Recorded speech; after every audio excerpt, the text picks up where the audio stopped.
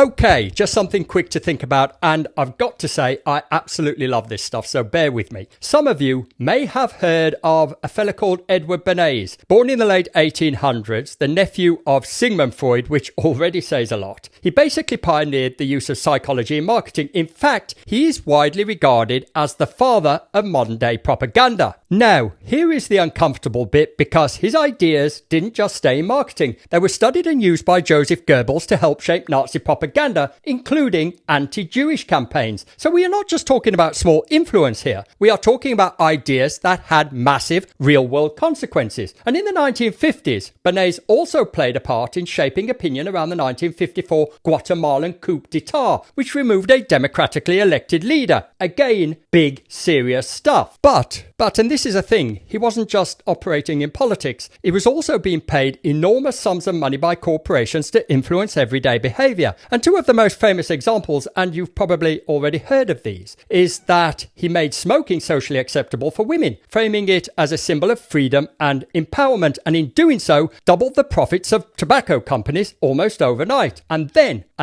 there is the idea that breakfast is the most important meal of the day. That didn't just appear out of nowhere. It followed a massive slump in the sales of bacon and processed meats, and Bernays even got doctors on board to back it, effectively medicalizing breakfast and creating a cultural norm that still exists today. So why am I bringing all of this up today? Not to go off onto some big geopolitical tangent, but to bring it right back to something much closer to home, the taxi trade. Take Uber's claim that they've got 1,000 black cab drivers on their books. Why would we just accept that at face value? Because they said it? And we've seen this before. In 2014, after a taxi demonstration, there were headlines claiming an 800% surge in sign-ups to Uber, and the media just ran with it. It was also perpetuated by some of us in the trade without any scrutiny whatsoever. And that is the point. This is the same playbook Edward Bernays was using, shaping perception, creating narratives, influencing what people believe. Today, we just call it PR. And look, this isn't about saying that everything is false. I mean, it's not as though Uber hasn't got a checkered history of being sued by companies for making false claims, often at the expense of public safety. But it's about recognizing that from geopolitics to multinational corporations like Uber, propaganda is everywhere and probably more ubiquitous than it's ever been. Whether we buy into the bullshit or not is completely down to us.